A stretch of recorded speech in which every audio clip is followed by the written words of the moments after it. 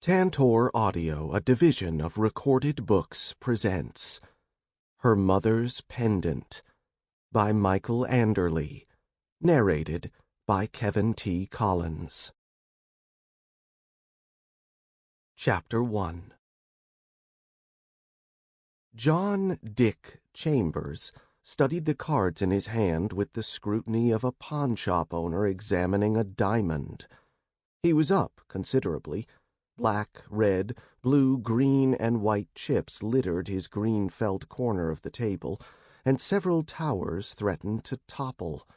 The surly expressions on his opponents' faces were the sweet little cherry on top of his cream cake.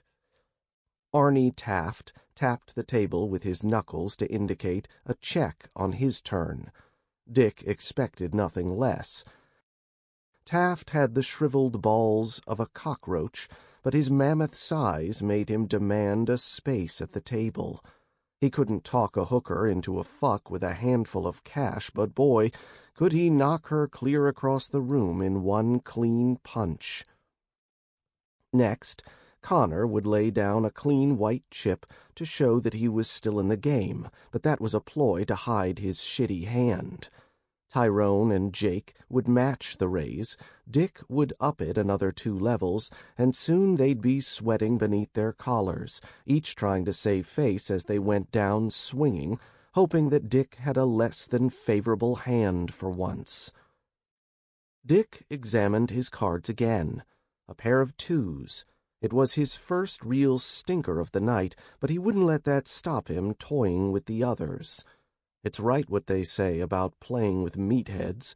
Bring a tenderizer, and you'll have them eating their putty from the palm of your hand. Dick caressed the cool neck of his Blue Moon beer and brought it to his lips. All eyes were on him, and he could detect their impatience in the air. He swigged the foam around his mouth, then swallowed, and closed his eyes. Man, that hits the spot. Quit dawdling, Dick. We haven't got all night. Arnie's voice was deep and carried easily around the small tavern. A thin layer of smoke hazed the air and carved mystic patterns around the overhead fluorescence. At the bar, the owner scrubbed lazily with a cloth, while a handful of patrons sat scattered in the dark corners, interested only in their business. The way that everyone is in Atlantica. Out for themselves. Haven't got all night, huh? Dick grinned. In that case, I suppose I should wrap up and take my winnings with me.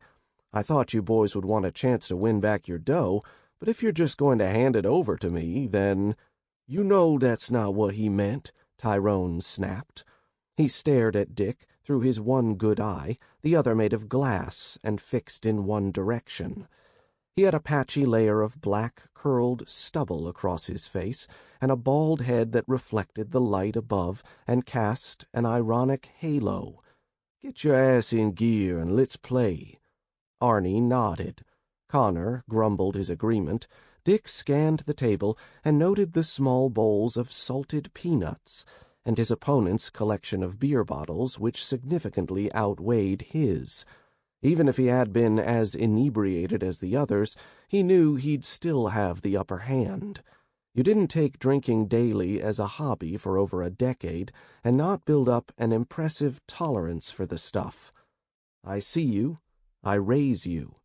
Dick threw a handful of chips at random and laughed internally, enjoying the fact he had made the others squirm.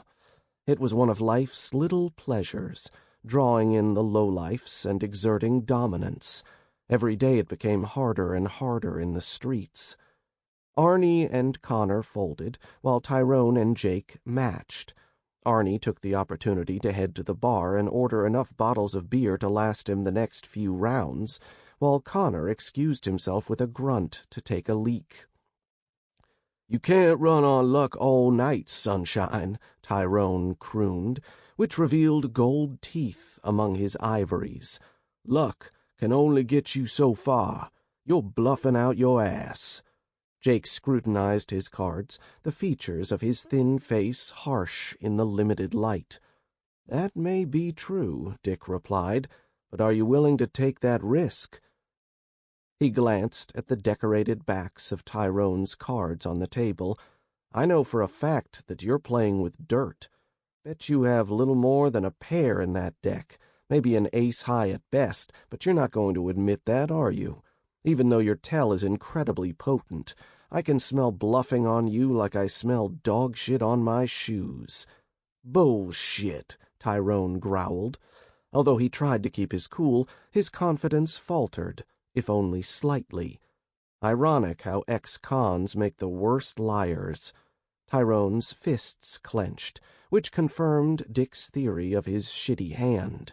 He grimaced, and it looked as though Dick was about to push him over the edge when a bell sounded at the door, indicating the arrival of a new patron. Every head except Dick's turned to the door. Jesus, the whole city has us trained like Pavlov's dogs. Hear a bell and look for the treat. Meanwhile, I'm the only one focused with my head in the game. Ain't no wonder I'm up on these flea bags. Several patrons wolf-whistled across the bar. Dick ignored them. They were all testosterone-fueled pricks, with eyes only for the pink bit between a woman's legs.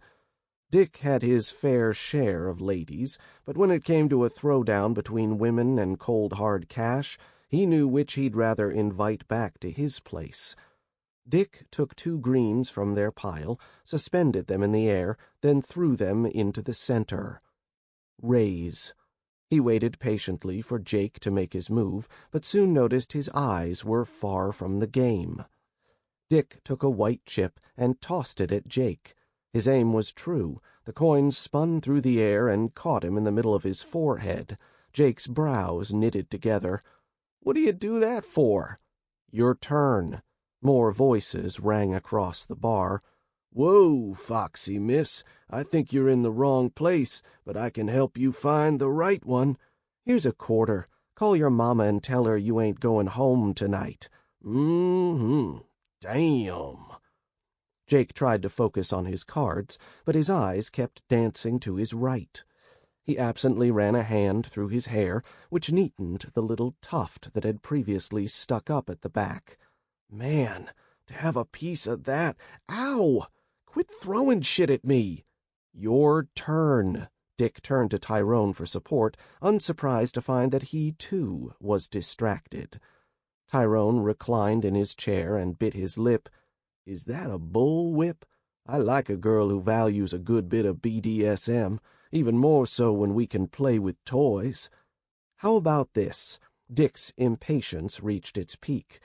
"You guys flush me out of cash, and you can pursue the pretty lady. If I clean you out, you can pursue the pretty lady. Either way, gentleman's code, let's finish this goddamn game before the cock crows."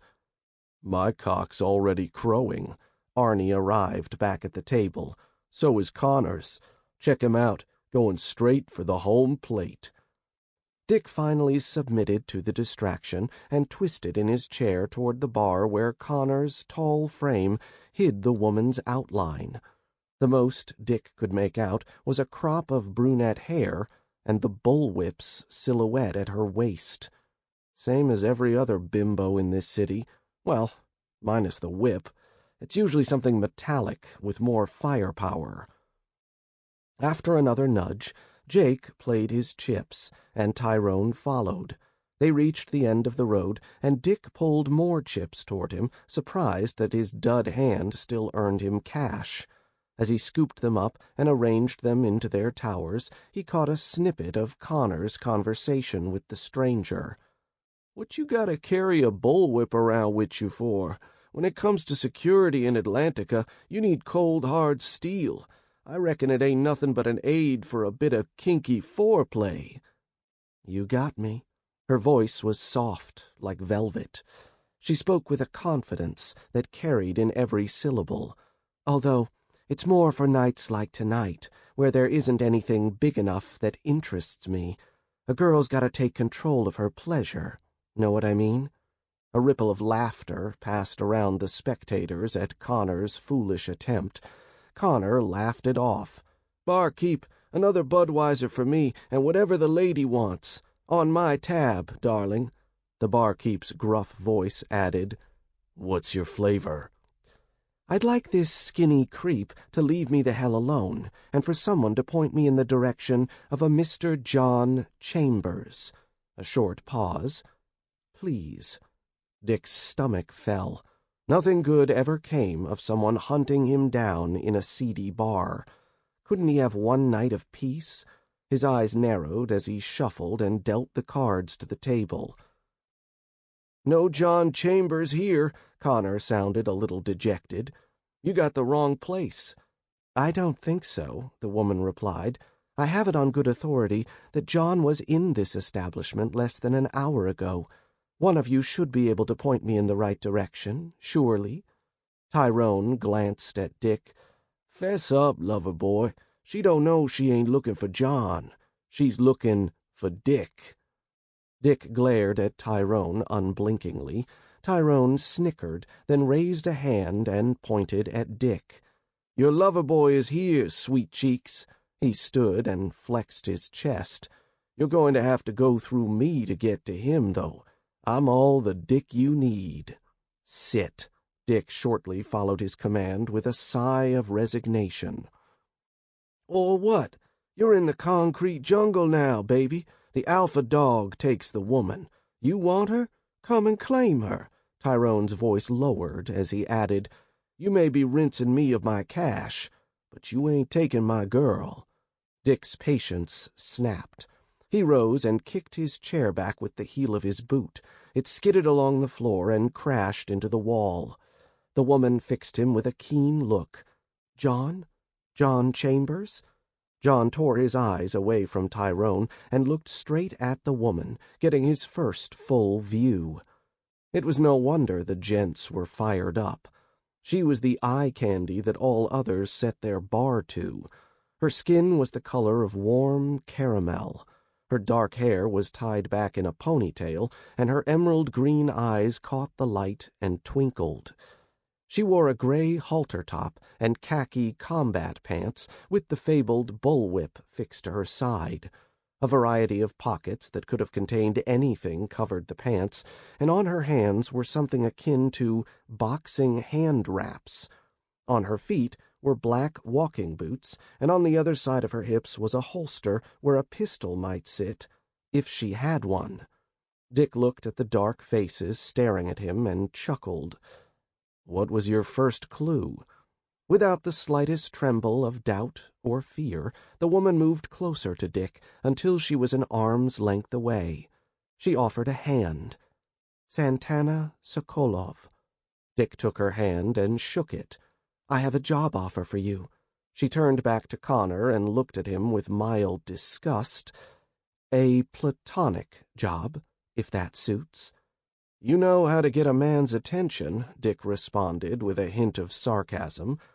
Santana looked past Dick to the poker table and noted the situation with the chips. "I'm sorry if I've disturbed your game. It can wait." Dick, whose curiosity was now piqued, shook his head. When was the last time a client had hunted him down and tracked his movements? More than that, when was the last time a stunning woman had taken the risk of walking unaccompanied into a backwater bar and forsaken all other gentlemen for him? "It's fine." Dick picked up his cards and tossed them into the center of the table. "Game's over, boys. Time to turn out your pockets and pay up." One quick look at Tyrone told Dick all he needed to know. The man's nostrils flared, a vein in his throat throbbed, a sick grin painted his face as he shook his head and said, "We can't do that, I'm afraid." Dick noticed then that the others had risen and created a small circle around him. The barkeep was nowhere in sight. Dick sighed and turned to Santana. In a soft voice he muttered, "You best lay low for this. Wouldn't want to mess up that pretty little outfit of yours. I'm quite certain I can handle my—" Before she could finish, the first punch was thrown. Chapter 2. Dick shoved Santana out of harm's way, which sent her into the wall. She caught herself on her hands and expertly rose to her feet as a punch landed on Dick's shoulder blade. Tyrone leered at Dick with a predatory grin as he went for him again and used his momentum to turn his left jab into a right cross. Dick was too quick for him as he ducked out of his trajectory and spun to hook underneath Tyrone's bicep with both hands. He yanked the man's arm down and drove his knee up, which bent the arm against its usual position and sent a spike of bone bursting through the skin. Tyrone howled in pain, while his eyes grew as wide as china plates. Dick was aware that more men were coming, spurred on by the sudden rush of adrenaline around the bar. He shoved Tyrone away, planted a foot in the middle of his back, and sent him forward, where he crashed into a nearby table and spilled the drinks of a rough-looking couple into their laps. Wood splintered beneath him. The couple cried their protest and left the bar with angry glances back at them. A cry of rage came from Dick's right, and he caught Connor's fist with his open hand, but barely. The grab sent a jolt of pain up his right arm into the shoulder joint. Dick used his left hand to jab Connor in the nose, which caused the nasal passages to erupt with blood. Connor's head flicked backward, and Dick stabbed at the man's throat, hoping to jab his fingers in his airway. A great hulk of flesh charged at his side, rammed into Dick, and lifted him from the waist. Caught off guard, Dick could do nothing but let his new companion carry him until he was thrown onto the poker table's top. Chips flew in all directions. The table snapped in two. Arnie landed on top of Dick and almost knocked the wind out of him. "All of this because you don't want to pay up?" Dick wheezed. "Would you rather I take an IOU?" Arnie growled. "All of this because you're a cocky, self-righteous prick." "I always had myself down for cocky, but self-righteous is a stretch." He glanced at the behemoth of a man picking himself up off the floor. "Top points for expanding your vocabulary, though. I didn't know gorillas could learn new tricks." Arnie's face darkened. He picked up a wooden chair in one hand and arced it over his head. Seeing this maneuver long before it came, Dick grabbed the neck of one of the few surviving beer bottles and hurled it at Arnie. The glass smashed as it hit his face. Shards sprayed in all directions, forcing him to shut his eyes and shake his head. The forgotten chair bounced off his head before it hit the floor, where one of the legs snapped off and skidded toward Santana. Seizing the advantage, Dick pushed himself to his feet as he grabbed another bottle in one hand and a handful of peanuts in the other. He lazily tossed a couple of nuts into his mouth, then threw his arm out to the side and hurled the rest in Jake's face. Jake, who had been going for the second charge, pawed at his eyes while blinking stupidly to eradicate the pain from the salted coating dissolving in his tears. Meanwhile, Arnie turned to Dick with a face covered in lacerations and twinkling glass embedded in his skin. His eyes darted to the bottle in Dick's hand, and as Dick moved for the strike, Arnie caught his wrist. "I never fall for the same trick twice," Arnie grinned.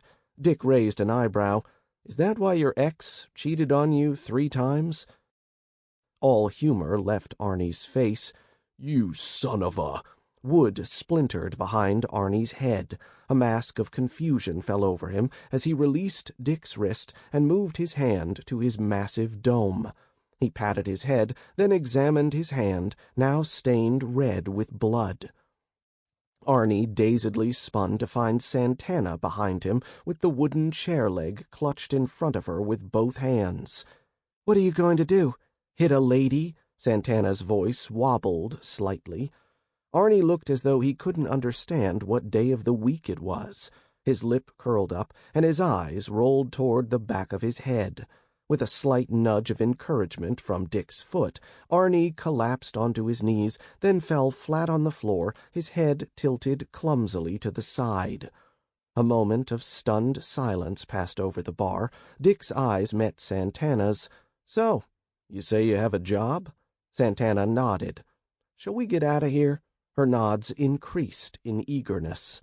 Dick knelt at Arnie's side and rifled through his pockets. He found his phone, held the fingerprint identifier to Arnie's thumb, and the screen lit up.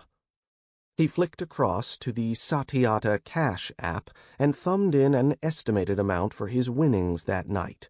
Then he bumped his phone against Arnie's, and a small notification rang to confirm the transfer. Ah, how technology has made our lives all the easier. Sorry, big guy. A win is a win. Dick rose, tossed the phone, then stepped over the mountain of a man and joined Santana. As they strode past the others in the bar, they felt their eyes burning into them. They had barely made it past the bar when the sound of a shotgun cocking drew their attention. "Relax, Marty. It's over, okay?" Dick soothed. "Nice work on defending your bar, too, by the way. Who keeps their firearms hidden upstairs in Atlantica?" Marty turned the shotgun's barrel on Dick without a word. Dick nodded as resignation came over him. This wasn't the first time he had lost the privilege of entering one of the dingy establishments set up along the outskirts of Atlantica, and it sure as hell wouldn't be the last. The modest island floating off the east coast of the United States had a copious amount of these quaint backwater bars, and the way Dick saw it, these carbon copy bars were like burner phones. Great until their use expired, then you tossed them away and found another one. "Yeah, I get it. I'm not welcome back." He turned and waved a hand behind him. "Let me know when the place changes hands again, will you, Marty?" Night had fallen over Atlantica, but it was almost impossible to tell the difference from any other time of day. The ever-permeating veil of fog blocked the stars and reduced the full shining moon to a fuzzy orb in the sky. Cars revved their engines at the stoplights. It was an inspiring array of some of the finest vehicles the world had ever seen. Mercedes-Benz, Jaguars, Lexus, BMWs, Bentleys, Teslas, and many custom vehicles manufactured for some of the wealthiest individuals to grace the earth. Although cash bought them their dream cars, it didn't buy their owners patience. Despite all that money thrown at top-drawer parts and ludicrous horsepower, there was nowhere on the island to open the throttle and let the ponies gallop. Such a waste. We're in the year 2027, and they still haven't figured out a way to safely propel cars at breakneck speeds through the streets. A lot of life was different in Atlantica. While the world still couldn't believe that the hidden island had been found floating around in the Atlantic Ocean almost 1,000 miles east of New York City, it hadn't taken those who discovered it long to claim it as theirs and grow its notoriety. Atlantica had a reputation for welcoming the rich, the powerful, and the successful, and it didn't matter whether you were good, evil, or somewhere in between. If you had money and the right contacts, you could make a home for yourself here. Dick fired up a cigarette, cupping the flame from his Zippo against the wind. He took a long drag and exhaled into the air. Santana watched him intently, her face a slightly paler shade than it had been in the bar. Sirens called in the distance. "You said you have a job for me, Miss Sokolov. If it's of some importance, I'd recommend spilling the beans sooner rather than later. As I'm sure I demonstrated in there, I'm a man of little patience, and although you have my attention now, who knows what shiny object could take it from you." Across the street, a woman emerged from a block of luxury apartments. Her red dress dropped to barely below her ass, and she strutted as though she owned the place. "I see what you mean," Santana scoffed as an understanding grin touched her lips. "Mr. Chambers." "Please, call me Dick." Santana considered this. "I'm not going to do that." "Enjoy the connotations too much?" "The opposite." Dick exhaled from his nose, then took another drag of his cigarette. "Come, let's walk and talk." "Where are we going?" "Away from the place we just destroyed?" Santana's mouth fell open. "You destroyed?" You mean that Arnie isn't unconscious because you belted him over the head with a table leg? Santana's mouth flapped open and closed. Dick grinned. That's what I thought. Tick-tock, lady. I don't have all night. I've got places to be. Santana looked as if she was going to contest that notion, then thought better of it. Mr. Chambers, a mutual friend recommended your services. I need someone who can locate things, missing objects, stolen treasures. Why don't you call the AJS? The sirens grew louder. Dick turned to see 2 cars appear back down the street and pull up curbside at the bar. The vehicles were a sleek black with angry red cherries spinning their lights on top. The AJS crest decorated the sides of the cars. Speak of the devils. Dick had encountered the Atlantica justice system on more occasions than he cared to admit in his 8 years of residence on the island. Having lived most of his life in the United States, with a brief spell of his early years in the UK, he hadn't believed the rumors that the laws and codes of ethics on Atlantica were so severely different from the rest of the world until he had experienced them firsthand. He was still getting his head around the do's and don'ts of the island. Atlantica has its way of dealing with lawbreakers, and that shit is as confusing as a Chinese puzzle box. Dick increased his pace and turned left at the crossroads, passing a series of high-end diners and restaurants. Santana fought to keep in step as pedestrian traffic increased. 3 men barred her way, and she curved around them to catch up with Dick. You know as well as I do that the AJS doesn't do shit about residential conflicts. As far as they're concerned, you can do whatever the fuck you want in your house and get away with it, but take it into the streets, and they'll come down on you like a guillotine. I know the drill. Dick turned up the collar on his thick tan coat and brought the cigarette up for another drag. Is there a point to all of this? Santana, who was now somewhat breathless, ran in front of Dick, grabbed his arm, and pulled him into the shadows of a nearby alley. The smell of grilled steak and thick-cut French fries filled the air. Dick frowned. Look, Miss Sokolov, if this is some elaborate ruse to get me in the sack, I have to tell you that I don't carry that kind of cash on me. You want a quickie, it's got to be a freebie. Then I'm on my way. Red-hot pain rose on Dick's cheek as Santana's slap echoed down the alley. He moved his hand to his cheek, then looked at her. There was no malice in her eyes, only pained curiosity. You slapped me. Yes, and I'll do it again until you listen to me. I need you, Mr. Chambers. I'm a busy girl, and I don't have time for this. I need you to help me locate something. She drew a folded piece of paper from her pocket and passed it to Dick. He unfolded it to reveal 4 individual pages, each with a different printed picture on the front.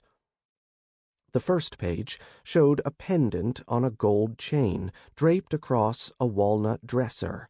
The locket lay open. Beside it was a torn piece of paper with a section of a map printed on the front, and a separate piece of paper with writing scribbled in a language Dick had never seen before. The remaining 3 pages were enlarged images of each item, big enough so that Dick could see the contents more clearly. You photographed your evidence? He kept his eyes fixed on the images, angling them so that the nearby street lamp shone its light on them. Then destroyed the digital copies, Santana stated. Dick fixed her with an impressed stare. You are thorough. I'm not stupid, Mr. Chambers. I know how the filth and scum of this city work. Keeping anything stored as a digital record is the same as plastering the front of your house with neons in the shape of the words, "Rob this place, I'm carrying valuables." It's suicide. The AJS keeps the city safe, Dick returned dryly. Justice may be unorthodox on this island, but that doesn't mean it doesn't prevail. Okay, 2 things. Santana held up 2 fingers to illustrate her point. First off, don't lecture me on Atlantica justice. I was born on this island. My parents excavated it and led a series of archaeological digs in the mountains. I've seen enough of what goes on here to know that justice is... Sample complete. Ready to continue?